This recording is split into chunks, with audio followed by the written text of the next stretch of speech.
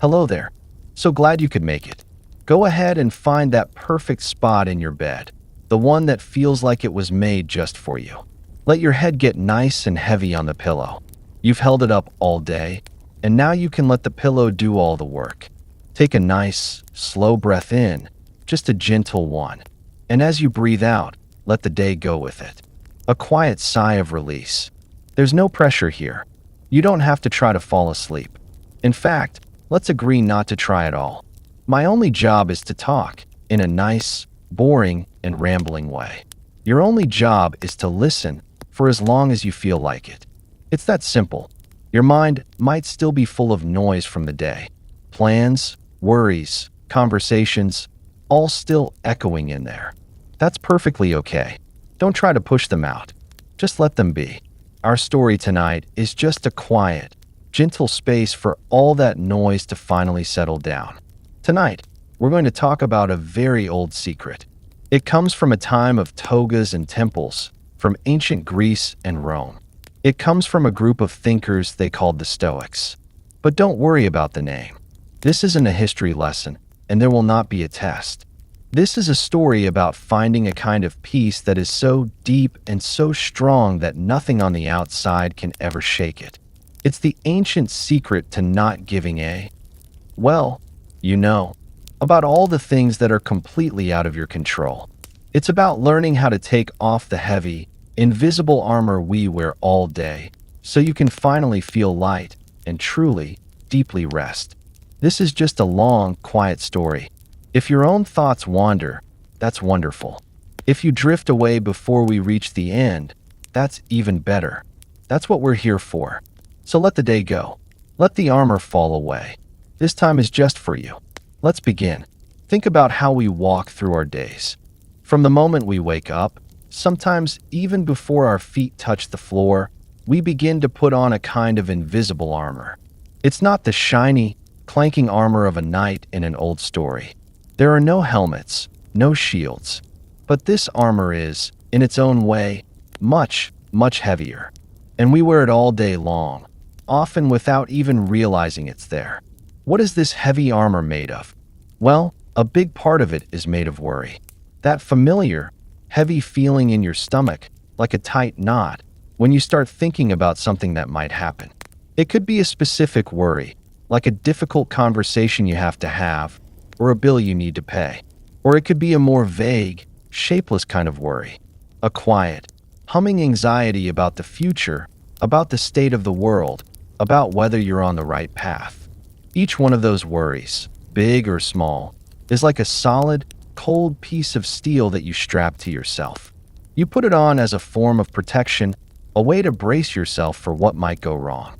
Another part of this armor is made of other people's opinions. It's that little, nagging voice in your head that acts as a constant narrator to your day. It's the voice that wonders, what did they think when I said that? Or, I hope they don't think I'm foolish. Or, am I doing a good enough job? We are so afraid of being judged, of not being liked, of not fitting in, that we add another layer of metal.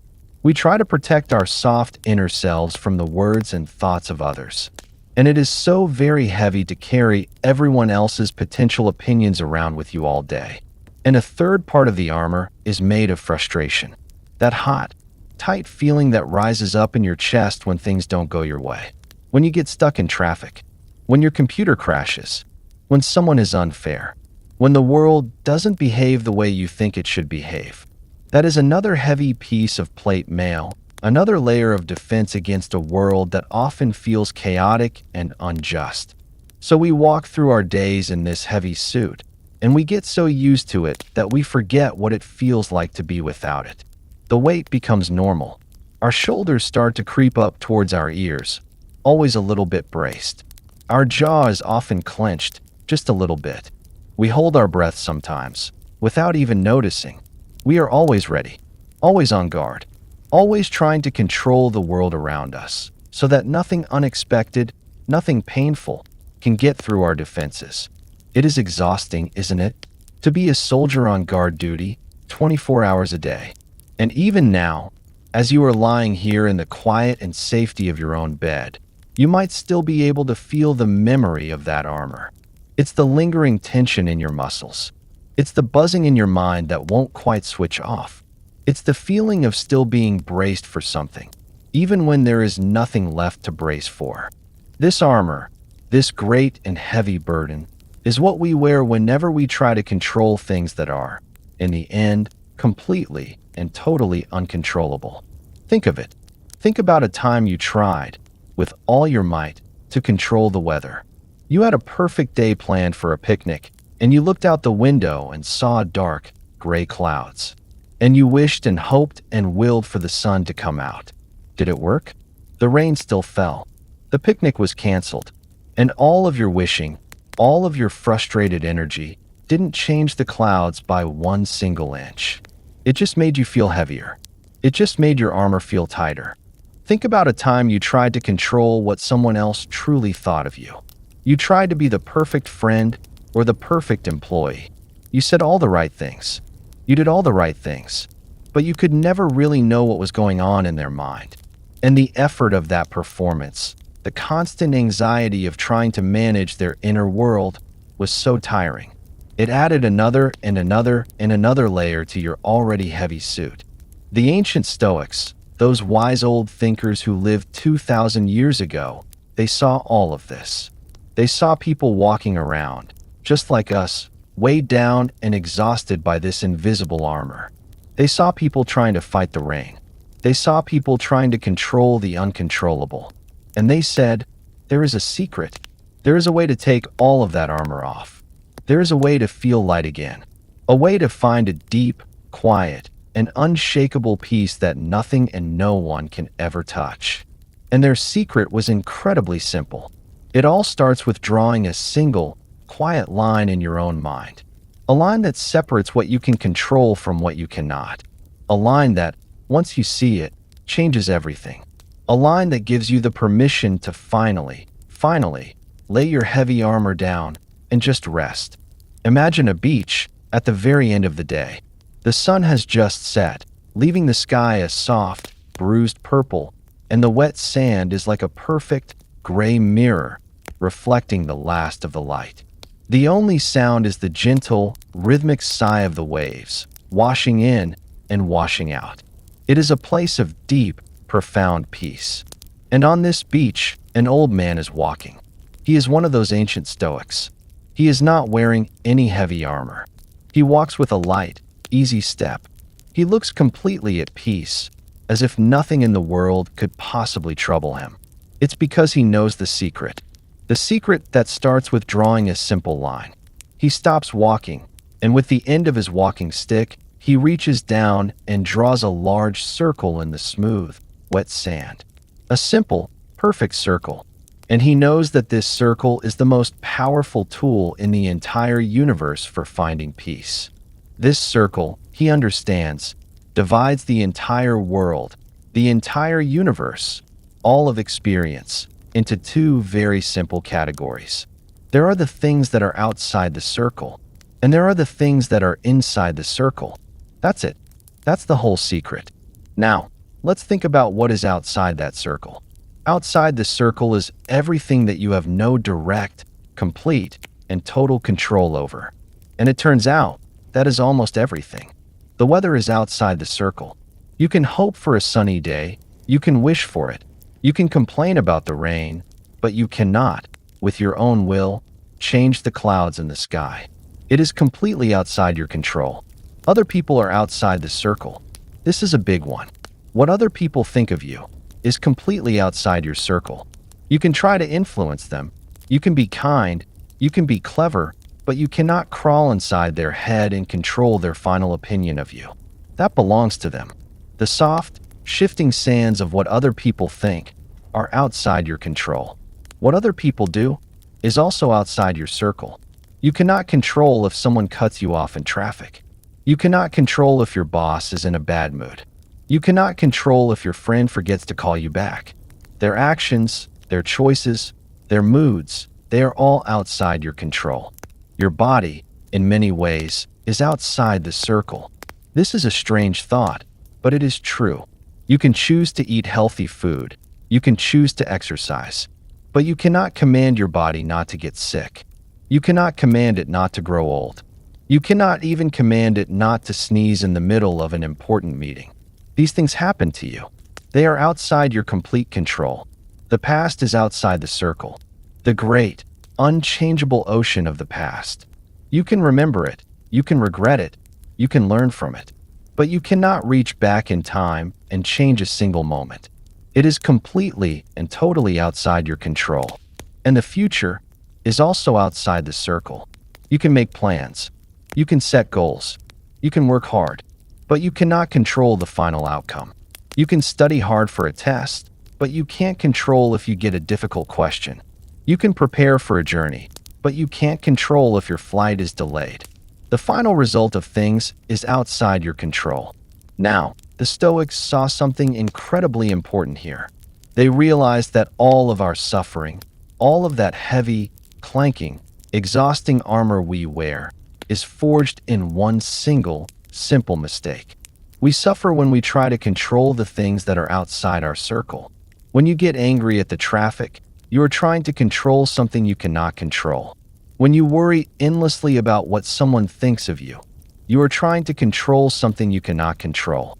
When you are filled with regret about the past, you are trying to control something you cannot control. And every time you do this, every time you fight with reality, you are putting on another piece of that heavy armor. The struggle is the armor. And now, can you feel the incredible, breathtaking relief of the opposite? The secret to taking the armor off is to simply let go. To let go of everything that is outside the circle. It is not giving up in a sad way. It is a wise and strategic surrender. It is the simple, profound act of saying, "That is not my business. That is not my kingdom to rule.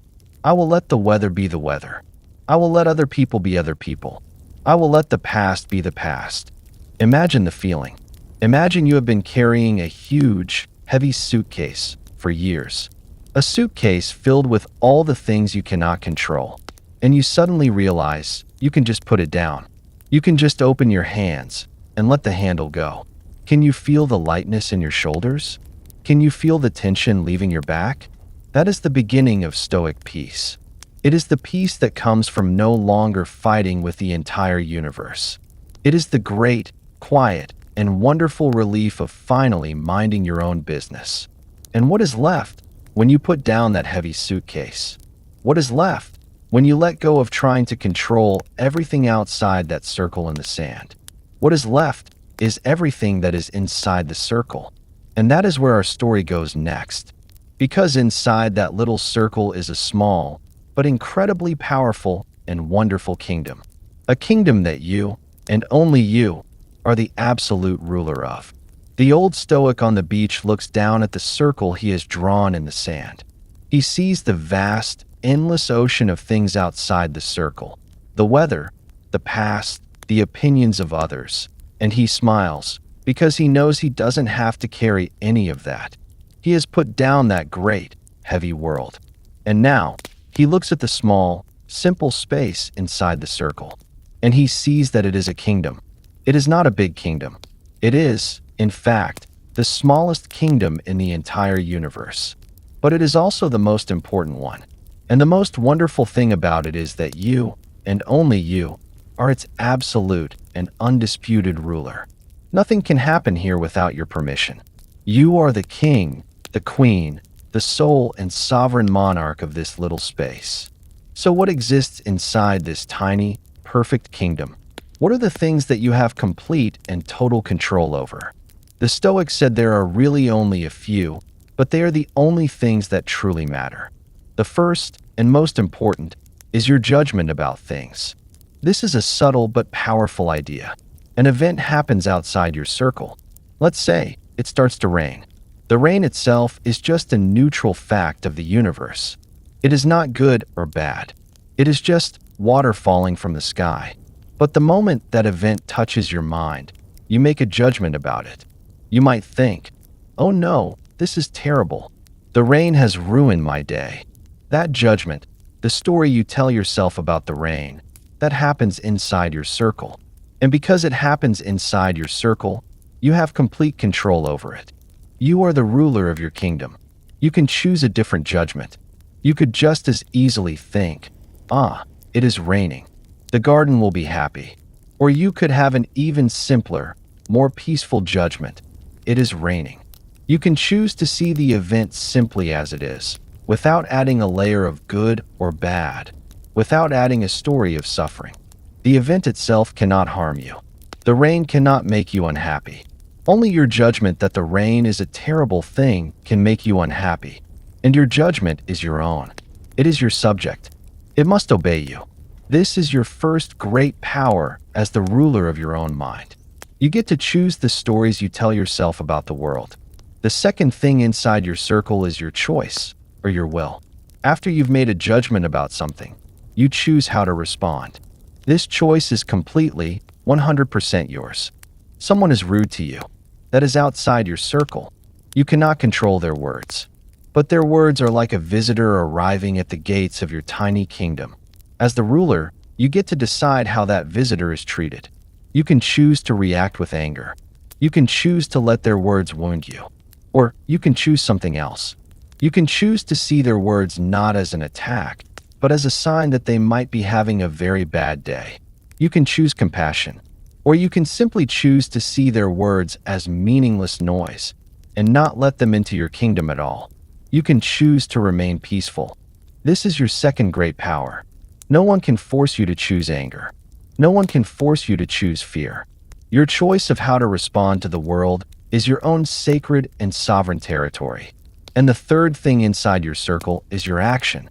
This flows directly from your choice. Based on your judgment and your choice, what do you then do? You are stuck in traffic. The traffic is a fact outside your circle. You judge that it is neither good nor bad. It simply is. You choose not to be angry. So what is your action?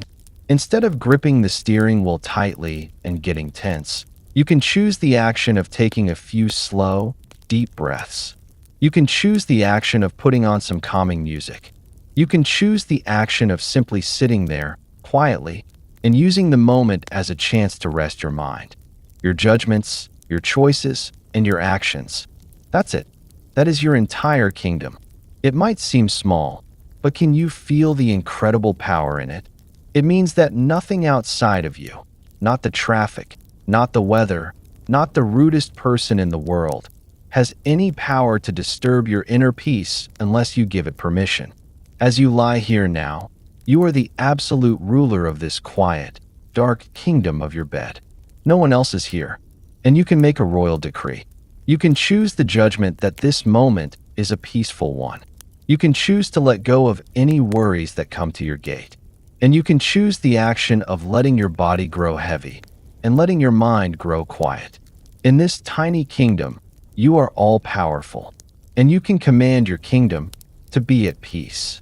Imagine, for a moment, that your tiny kingdom, that little circle of your judgments, your choices, and your actions, is a small, strong, and cozy stone cottage. It has a warm fire inside, a comfortable chair, and a single, sturdy door. And you are safe inside it. Everything else, the entire rest of the universe, is just the weather. Now, let's sit in your comfortable chair by your warm fire, and let's just look out the window for a while. Let's watch the weather of the world as it unfolds outside your walls. Sometimes, you look out the window, and the weather is beautiful. The sun is shining.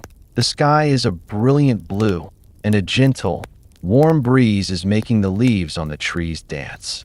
This is what the Stoics would call good fortune. You get a promotion at work. Someone gives you a wonderful compliment. You find a perfect parking spot right in front of the store. These are the sunny days of life. Now, the old you, the you who lived outside in the open, would have clung to these sunny days.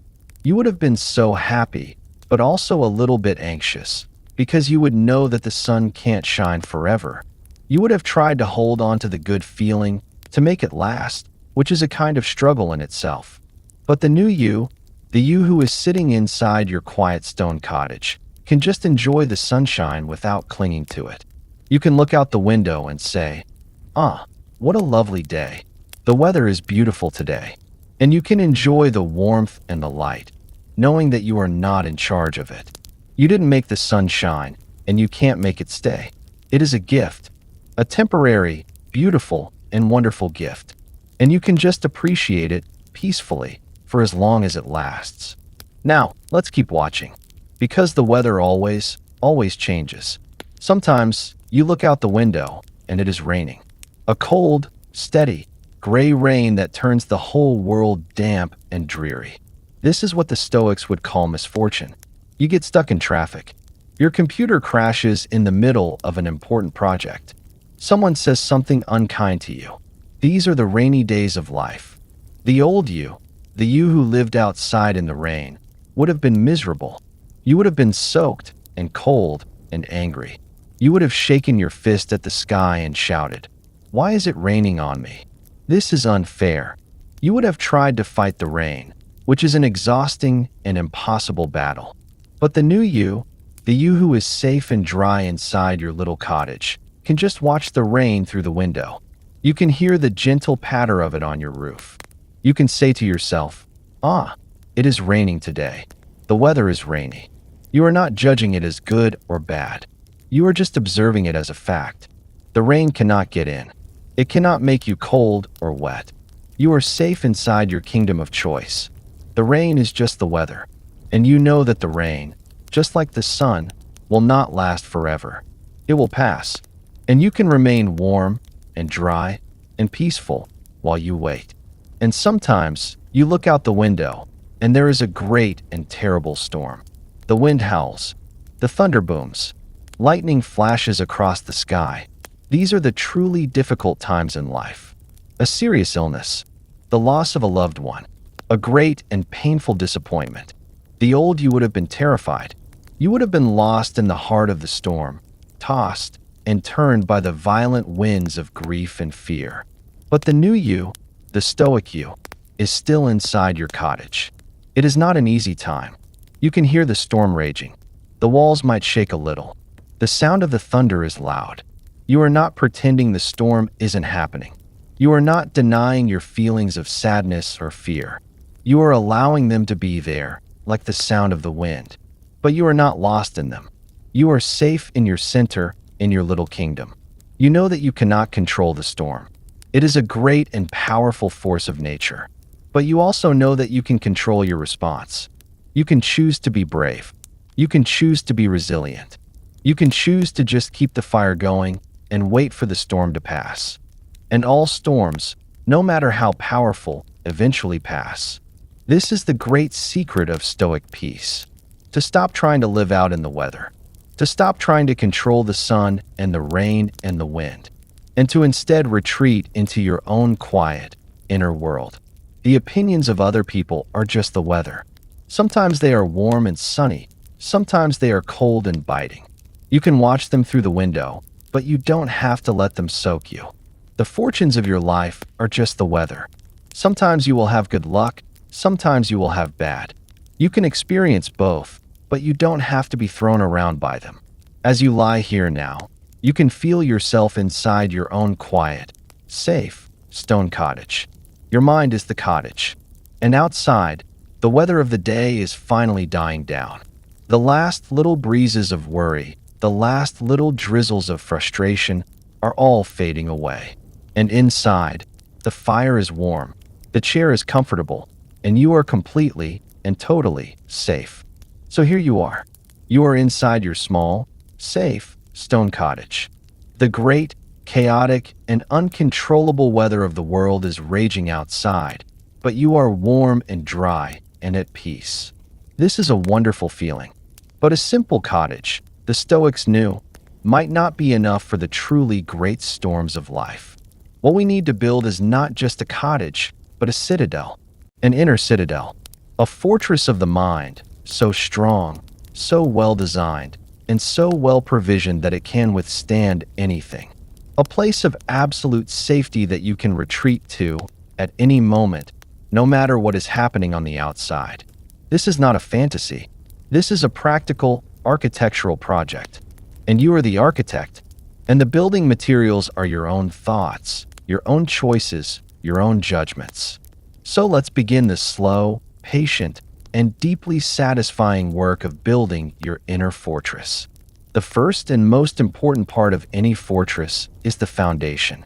A fortress built on soft sand will collapse, so we must build ours on the bedrock of a single, simple, and powerful truth.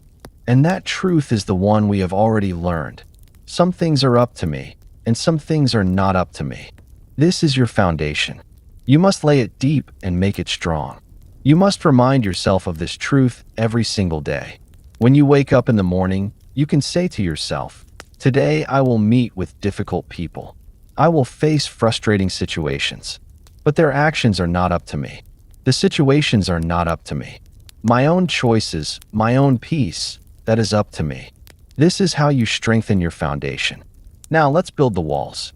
The walls of your citadel are your principles, your values, the clear, simple rules you choose to live by. These walls must be thick and high. One of the strongest stones you can use to build your wall is the principle of virtue. The Stoics believed that the only true good in the world was to live a life of virtue, to be a good person, to be brave, to be just, to be wise, to be kind. They believed that things like wealth, or health, or reputation were not truly good. They were just preferred. It's nice to have them, but they are not essential for a good life. Think about what this means.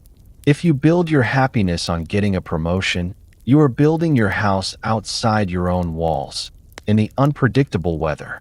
A storm could come and wash it away.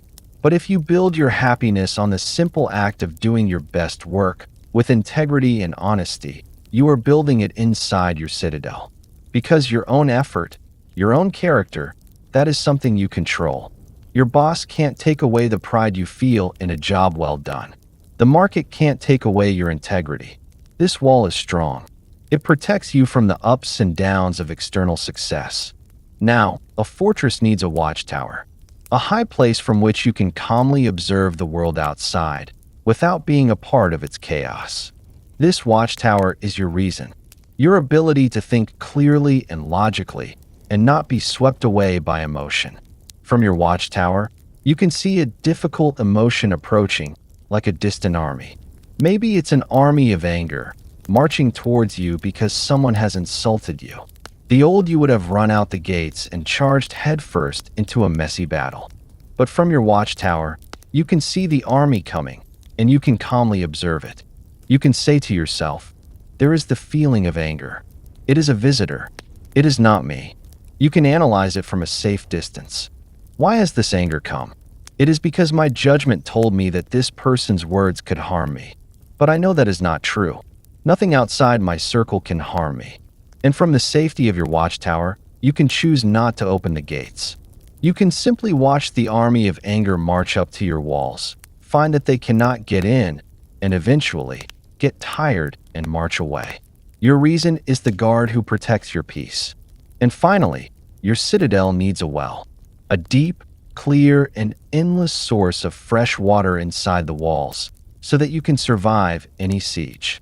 This well is your own inner strength, your resilience, your ability to endure. And how do you dig this well deeper? You do it by practicing. You do it by facing small, everyday difficulties with a stoic mind. When you get stuck in a little bit of traffic, you don't see it as an annoyance. You see it as a training exercise, a chance to practice your patience, a chance to retreat to your citadel and remain calm. When you receive a small piece of criticism, you see it as a chance to practice your resilience. Each small challenge you face with a calm and rational mind is like digging one more shovelful of earth, making your well just a little bit deeper. Your foundation of control, your walls of virtue, your watchtower of reason, and your well of resilience. This is your inner citadel. It is not built in a day. It is the quiet, patient work of a lifetime. But every time you practice, every time you choose peace over anger, every time you remember what you can and cannot control, you are adding another stone to the wall. You are making your fortress stronger. As you lie here now, you can feel yourself inside this great, quiet, and unconquerable fortress of your own mind. It is the safest place in the entire universe. And in its deep, central keep, There is a quiet room with a soft bed where you can rest completely and totally at peace. Now here you are. You are inside your great, quiet, and peaceful inner citadel. The walls are strong. The watchtower is high. The well is deep. You are safe. This is a wonderful feeling. But the Stoics were realists. They knew that life is not always peaceful.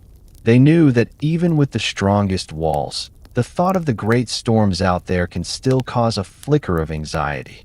The fear of what might happen in the future can be like a ghost, slipping through the cracks in the stones and chilling the air inside your fortress. So they developed a very strange and powerful mental exercise. It sounds a little bit scary at first, but it is, in fact, one of the most calming and strengthening practices you can ever learn. They called it premeditatio malorum, which is just a fancy Latin way of saying the premeditation of evils, or, more simply, imagining the worst. Now, this sounds like the exact opposite of what you should do to find peace. Our modern world is all about positive thinking. We're told to visualize success, to not dwell on the negative. And that can be useful. But the Stoics had a different kind of wisdom. They knew that the fears we don't look at, the ones that lurk in the dark corners of our mind, are the ones that have the most power over us. They are like monsters under the bed. The longer you refuse to look, the bigger and scarier they get.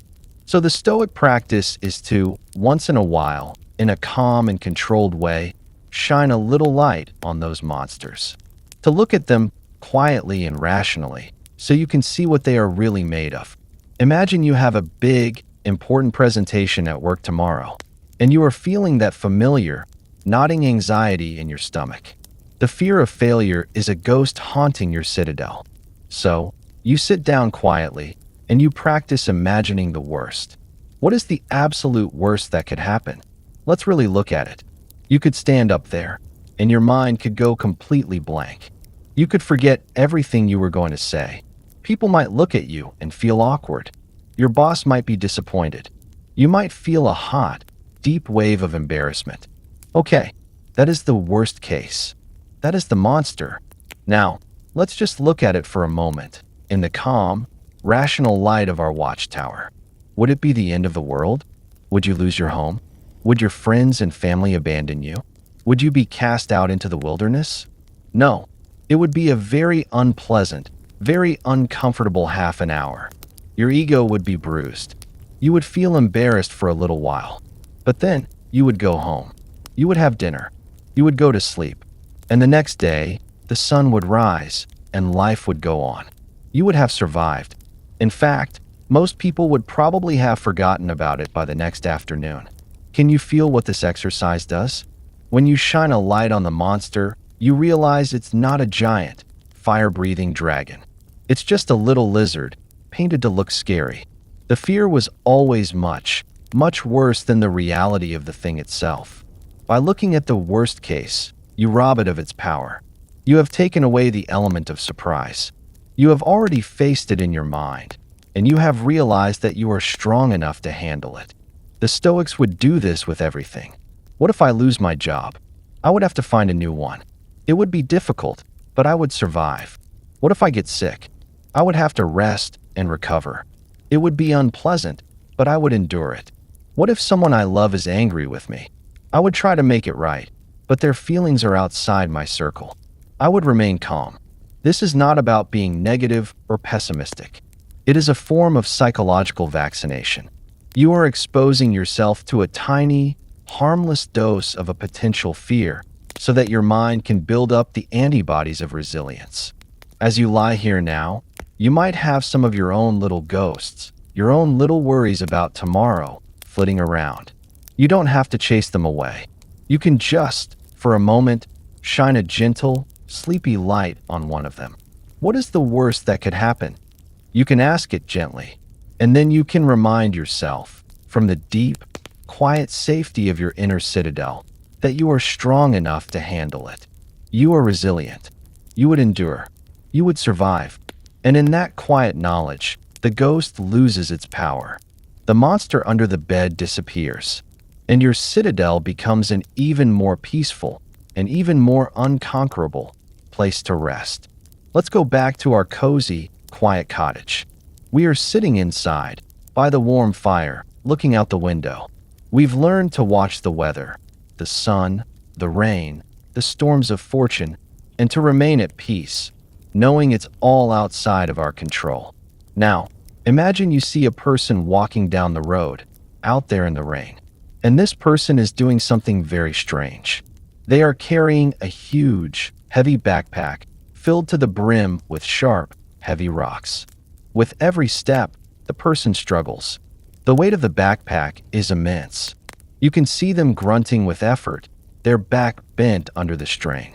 And every few steps, they stop, reach into their backpack, pull out a particularly heavy, jagged rock, and they look at it. They get angry at the rock. They shout at it. They complain about how heavy it is, how sharp its edges are. And then, they carefully place it right back in their bag and continue their miserable journey.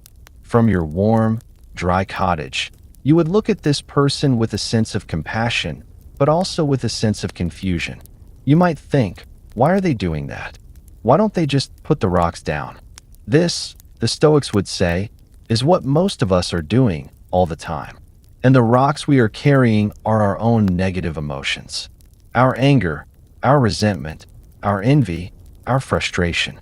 Now, imagine that as this person walks past your little cottage, they see you looking out the window, and they decide they don't like the way you're looking at them. So they stop, reach into their bag, and they throw one of their heavy, sharp rocks at your window. The rock hits the thick, strong glass of your citadel with a loud thwack. Now, the old you, the you without a fortress, would have taken this very personally. You would have seen the rock coming, and you would have opened the door and let it hit you. You would have felt the pain, the injustice of it. You would have shouted back, "Why did you throw that rock at me?"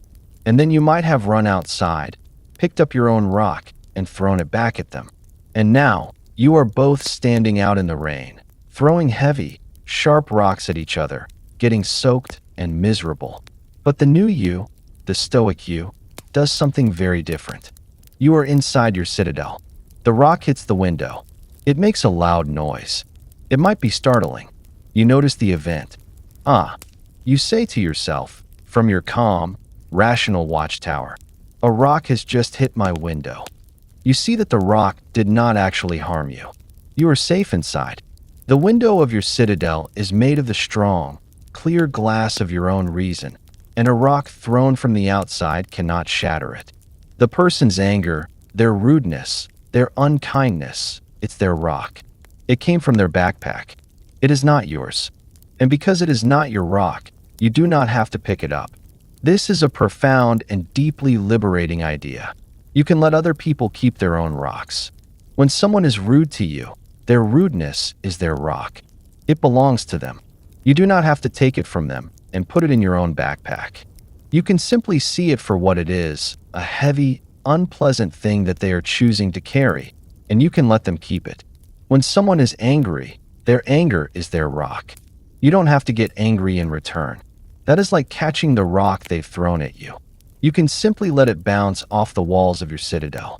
You can choose to respond with calmness, with understanding, or with nothing at all. The Stoic emperor, Marcus Aurelius, would wake up every morning and say to himself, "Today I will meet with people who are meddling, ungrateful, arrogant, dishonest, jealous, and surly." He didn't say this to be negative. He said it to be prepared.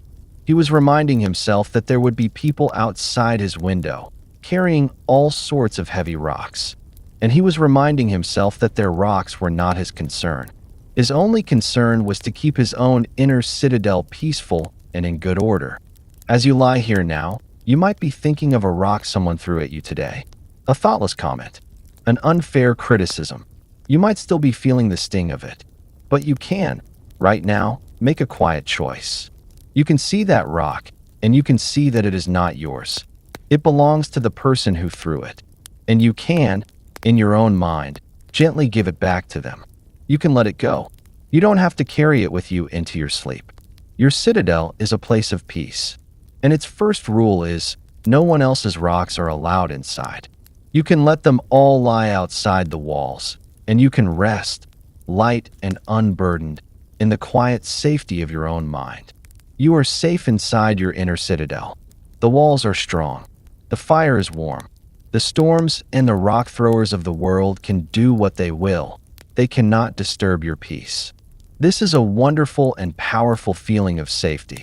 But the Stoics had another mental tool, another secret journey you could take to make that peace even deeper, wider, and more profound. It was an exercise in perspective. They called it the view from above. So, just for a little while, let's try it. As you are lying here, comfortable and heavy in your bed, imagine that your awareness, your point of view, can become very light. So light, in fact, that it can begin to float. Gently, slowly, imagine your point of view floating up from your bed. You can look down and see yourself resting peacefully. You float up through the ceiling of your room, and then up through the roof of your house. You can see your whole house now, a quiet, dark shape in the sleeping neighborhood. You can see the other houses, the dark streets, the soft glow of a single street lamp. And you keep floating up, higher and higher. The houses get smaller. Your whole town or city becomes a beautiful, glittering pattern of lights below you, a quiet constellation on the dark earth.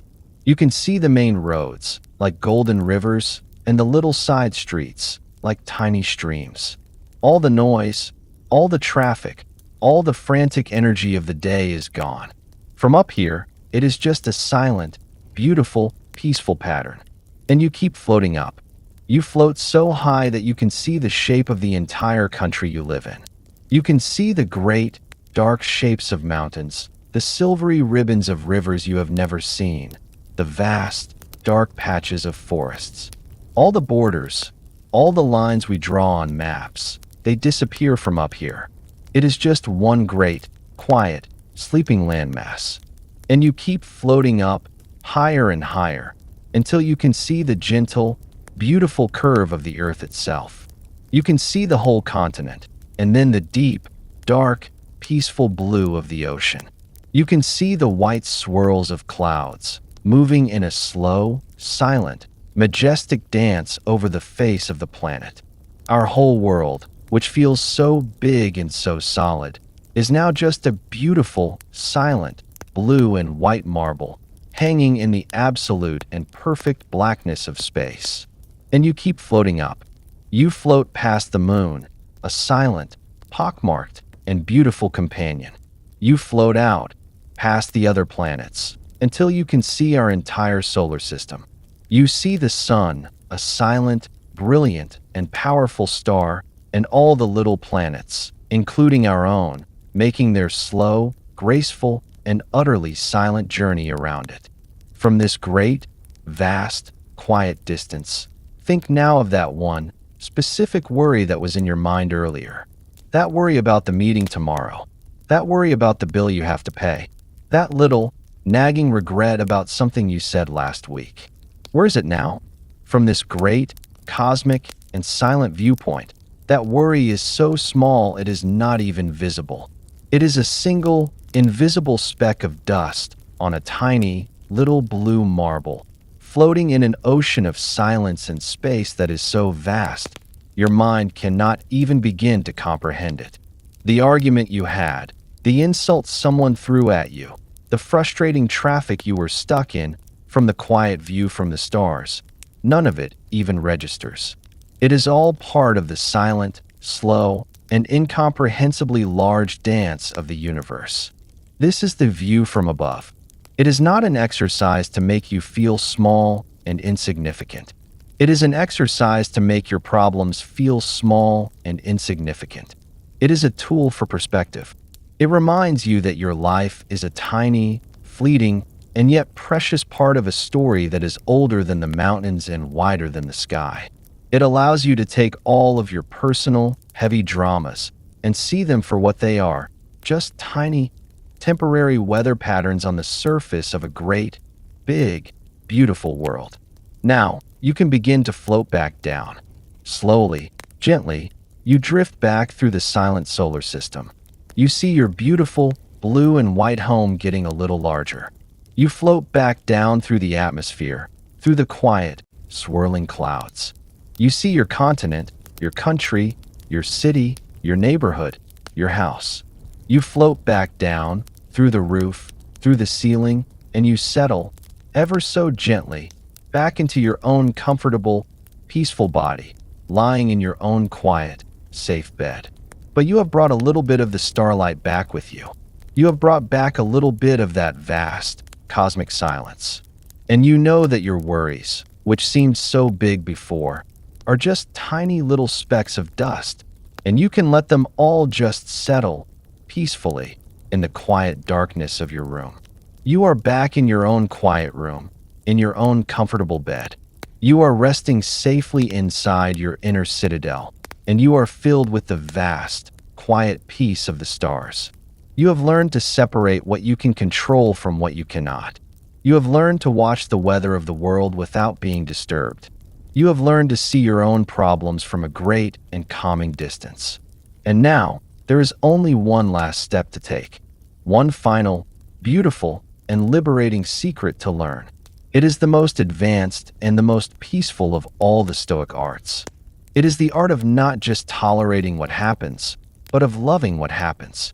The Stoics had a special phrase for this, too. They took it from the Greek, and it was a more fatty. It means a love of one's fate. Now, this is a very strange idea at first. To love everything that happens? To love the rainy days as much as the sunny ones? To love the difficult times as much as the easy ones? How is that even possible? It sounds like a trick, but it is not a trick. It is a profound and deep shift in your relationship with reality. Imagine a dog, a happy, joyful, and simple dog. You are holding its leash, and you are going for a walk. Now, you are the one who decides where the walk goes. You might decide to turn left at the corner. You might decide to cross the street. You might decide to stop and talk to a neighbor. The dog does not control the path of the walk. The path is outside of its circle. Now, the dog has two choices. The first choice is to fight the leash. Every time you turn a corner it doesn't want to turn, it can pull back. It can strain and choke itself on its collar. It can whine and bark. It can spend the entire walk in a state of frustrated struggle, fighting against the path that has been chosen for it. The walk becomes a miserable experience. Or, the dog has a second choice. It can trust the walker. It can wag its tail. It can see every turn, not as a frustration, but as a new and exciting part of the adventure. Oh, we're going this way now. Wonderful. What new and interesting things will we smell on this street? By choosing to love whatever direction the leash holder takes, by joyfully agreeing with the path, the dog's walk is transformed from a struggle into a pure, continuous, and tail-wagging joy. The Stoics believe that the universe, or fate, or whatever you want to call it, is the one holding the leash. The great, unfolding story of your life is the path of the walk. You do not get to control all the turns. A more fatty is the simple, powerful choice to be the happy dog. It is the choice to stop pulling against the leash of reality.